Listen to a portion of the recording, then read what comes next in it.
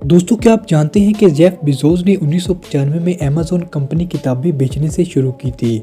Amazon पर 1995 में पहली फरोख्त होने वाली इशिया एक बुक थी और इस बुक का नाम फ्लूइड कंसेप्ट एंड क्रिएटिव था। Fact number 2। दोस्तों, अमेज़न का लोगो एक मुस्कुराहट को ज़ाहिर करने के लिए डिज़ाइन किया गया था जो कि ए से जी तक जाती है, जिसका मतलब है कि कंपनी दुनिया में कहीं भी हर किसी को हर चीज़ फ्रेम करने के लिए तैयार है। Fact number 3। दोस्तों, पिछले साल जब अमेज़न की साइट 49 मिनट्स के लिए डाउन हो गई थी तो कंपनी तकरीबन $5.7 मिलियन की सेल से मरहूम रही। Fact number 4।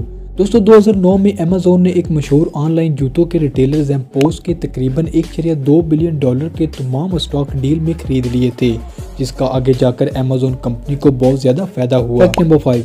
दोस्तों, क्या आप जानते हैं कि अमेज़न HQ में तकरीबन 6000 कुत्ते काम करते हैं, यहाँ तक कि इनके पास साइट पर एक डॉग पार्क भी है। Fact number 6। अमेज़न के इब्तदाई दिनों में हर बार जब साइट के जरिए कोई चीज़ खरीदता था तो एक लफ्ज़ी घंटी बजाई जाती थी।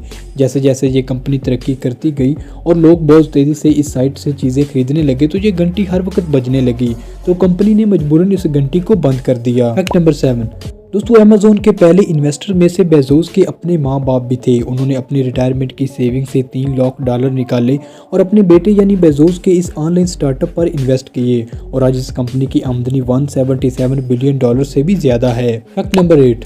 दोस्तों, ऑनलाइन बुक रिटेलर के तौर पर अमेज़न की इब्तदाई तरक्की गैर मामूली थी। कंपनी के पहले महीने के अंदर ही उन्होंने तमाम 50 अमेरिकी रियासतों और 45 मुख्तलिफ ममालिक में लोगों को एक ही किताब सेल की थी। Fact number 9। दोस्तों, इस साइट का ई रीडर अमेज़न काइंडल जो सार्फिन को किताबें, अखबारात और दीगर डिजिटल मीडिया को इलेक्ट्रॉनिक तौर पर पढ़ने की इजाज़त देता है, असल में इसका पहले नाम फियोना रखा गया था। ये नाम साइंस फिक्शन मुसन्नफ नील की एक किताब द डायमंड एज के एक किरदार से माखूज किया गया था। Fact number 10। इस वक्त अमेज़न ने बेजोस को दुनिया के अमीर तरीन लोगों की फहरिस्त में लाकर खड़ा कर दिया है। इस वक्त बेजोस की नेटवर्थ तकरीबन $125 बिलियन है। इतनी बेपनाह दौलत के नतीजे में वो अमली तौर पर कुछ भी खरीद सकता है। दोस्तों, हाल ही में उसने एक मैकेनिकल वॉच बनाने के मंसूबे में महज $42 मिलियन इन्वेस्ट किए हैं और ये घड़ी हमें अगले 10,000 सालों तक का वक्त भी बता सकेगी। Fact number 11। दोस्तों, अमेज़न का एक क्लिक बटन है जो कि सार्फिन को माउस के जरिए इशिया को डायरेक्ट खरीदने की इजाज़त देता है। दरअसल एक पेटेंट और ट्रेडमार्क ऑप्शन है।